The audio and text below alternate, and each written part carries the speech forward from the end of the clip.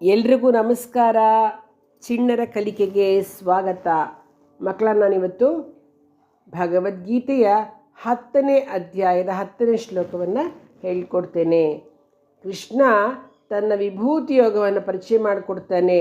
ಅವನು ಹೇಳ್ತಾನೆ, ವಾಸುದೇವನಾಗಿರ್ತಕ್ಕಂತಹ ನಾನೇ ಸಮಸ್ತ ಜಗತ್ತಿನ ಉತ್ಪತ್ತಿಗೆ ಕಾರಣ, ನನ್ನಿಂದಲೇ ಇಡೀ ಜಗತ್ತು ವ್ಯವಹಾರ ಮಾಡ್ತಾ ಇದೆ ಅನ್ನೋದನ್ನು ಯಾರು ಅರ್ಥ ಮಾಡಿಕೊಳ್ತಾರೋ, ಈ ಯಥಾರ್ಥವನ್ನು ಯಾರು ತಿಳಿದುಕೊಂಡು ಶ್ರದ್ಧಾಭಕ್ತಿಗಳಿಂದ ಕೂಡಿ ನನ್ನನ್ನು ಆರಾಧಿಸ್ತಾರೋ ಅವರು ಬುದ್ಧಿಶಾಲಿ ಭಕ್ತರು ಅನ್ನೋದನ್ನು ಹೇಳ್ತಾನೆ.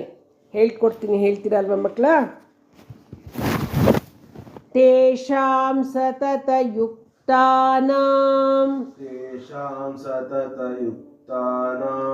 ಭಜತಾಂ ಪ್ರೀತಿಪೂರ್ವಕಂ ದದಾಮಿ ಬುದ್ಧಿಯೋಗಂ ತಂ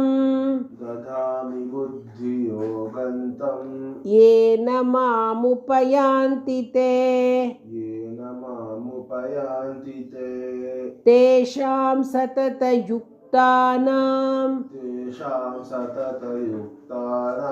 ಭಜತಾಂ ಪ್ರೀತಿಪೂರ್ವಕಂ ದದಾಮಿ ಬುದ್ಧಿಯೋಗಂ ತಂ ಯೇನ ಮಾಮುಪಯಾಂತಿ ತೇ ತೇಷಾಂ ಸತತಯುಕ್ತಾನಾಂ ಭಜತಾಂ ಪ್ರೀತಿಪೂರ್ವಕಂ ದದಾಮಿ ಬುದ್ಧಿಯೋಗಂ ತಂ ಯೇನ ಮಾಮುಪಯಾಂತಿ ತೇ.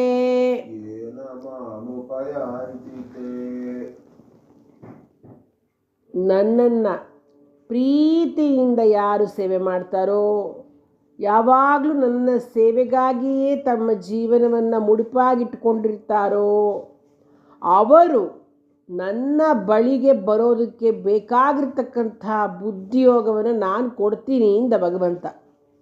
ಅಂದರೆ ನನ್ನನ್ನು ಪ್ರೀತಿ ಮಾಡಿ ನನ್ನ ಸೇವೆಗೆ ಅಂತ ಅವ್ರ ಜೀವನವನ್ನು ಮುಡಿಪಾಗಿಟ್ಟರೆ ಸಾಕು, ಅವ್ರು ನನಗೆ ಸೇರ್ಕೋಬೇಕು ಅಂದರೆ ಏನೇನು ಬೇಕು ಅಂಥ ಬುದ್ಧಿಯನ್ನು ನಾನು ಅವ್ರಿಗೆ ಅವಶ್ಯಕವಾಗಿ ಕೊಟ್ಟೇ ಕೊಡ್ತೀನಿ ಅಂತ ಹೇಳ್ತಾನೆ.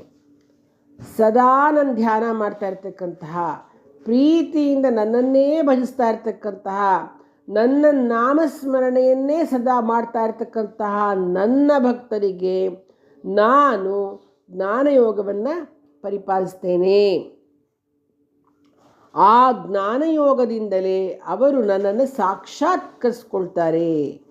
ಧ್ಯಾನ ಯೋಗಕ್ಕೆ ಮನಸ್ಸನ್ನು ಒಗ್ಗಿಸಿಕೊಳ್ಳೋದು ಭಾಳ ಕಷ್ಟ, ಅಷ್ಟು ಸುಲಭ ಅಲ್ಲ.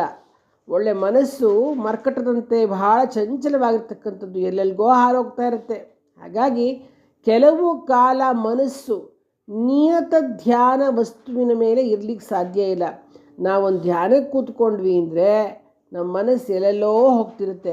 ಮಕ್ಕಳ, ನೀವು ಅಷ್ಟೇ ಓದೋಕ್ಕೆ ಕೂತ್ಕೋತೀರಾ, ಓದ್ತಾ ಇರ್ತೀರಾ, ಆ ಮಧ್ಯದಲ್ಲಿ ಎಲ್ಲಿ ಎಗರೋಗ್ಬಿಡುತ್ತೆ ಮನಸ್ಸು, ಆಟದ ಕಡೆನೋ ಎಲ್ಲೋ ಗಮನ ಹೋಗ್ಬಿಡುತ್ತೆ. ಮನಸ್ಸು ಒಂದೇ ಕಡೆ ಕೂತ್ಕೊಳ್ಳಲ್ಲ. ಆ ಭಕ್ತಿ ಯೋಗದಲ್ಲಾದರೆ ಮನಸ್ಸನ್ನು ಒಗ್ಗಿಸಿಕೊಳ್ಳೋದಕ್ಕೆ ಸಿಕ್ಕಾಪಟ್ಟೆ ಸಾಧನೆಗಳಿರುತ್ತವೆ. ಹೆಂಗಪ್ಪ ಅಂತಂದರೆ ನಾಮಸ್ಮರಣೆ, ಕೀರ್ತನೆ, ಜಪ, ತಪ, ಭಜನೆ ಇವೆಲ್ಲ ಏನಾಗುತ್ತೆ, ಮನಸ್ಸನ್ನು ಆ ಭಗವಂತನ ಕಡೆಗೆ ಸೆಳೆಯಬಲ್ಲ ಸಾಧನೆಗಳಾಗಿವೆ.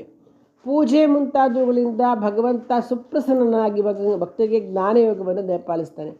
ಸೊ ಹೀಗೆ ಡೈರೆಕ್ಟಾಗಿ ನಮಗೆ ಜ್ಞಾನವನ್ನು ಪಡೆದುಕೊಳ್ಳೋದು ಕಷ್ಟ ಆಗುತ್ತೆ, ಮನಸ್ಸು ತುಂಬ ಕೋತಿ ಥರ ಅದು.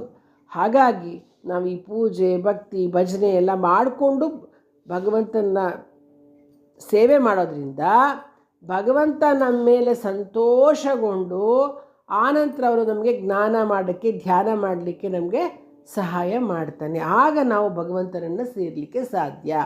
ಡೈರೆಕ್ಟಾಗಿ ಧ್ಯಾನ ಮಾಡಲಿಕ್ಕೆ ಹೋದರೆ ಮನಸ್ಸು ಏನೇನೋ ಮಾಡಾಕ್ಬಿಟ್ಟು ನಮಗೆ ಕನೆಕ್ಟ್ ಆಗೋಕ್ಕೆ ಭಗವಂತನ ಜೊತೆ ಅವಕಾಶ ಮಾಡಿಕೊಡಲ್ಲ. ಅದಕ್ಕೋಸ್ಕರ ಈ ರೀತಿ ಮಾಡಬೇಕು ಅಂತಲೇ ಹೇಳ್ತಾನೆ. ಈ ಶ್ಲೋಕನ ಹೇಳ್ಕೊಳ್ಳೋದ್ರಿಂದ ನಮಗೇನು ದುಃಖ ಇರುತ್ತದೋ ನಾಶವಾಗುತ್ತೆ. ನಾವು ಮಾಡಿರ್ತಕ್ಕಂತಹ ಪಾಪ ಕೂಡ ನಾಶ ಆಗುತ್ತೆ. ಮಕ್ಕಳ, ಇದನ್ನು ಒಟ್ಟಿಗೆ ಹೇಳೋಣ.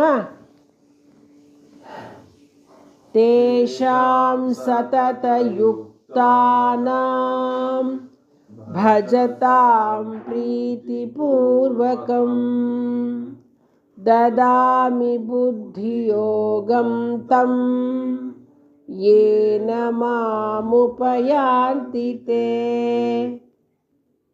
ಶುಭಮಸ್ತು.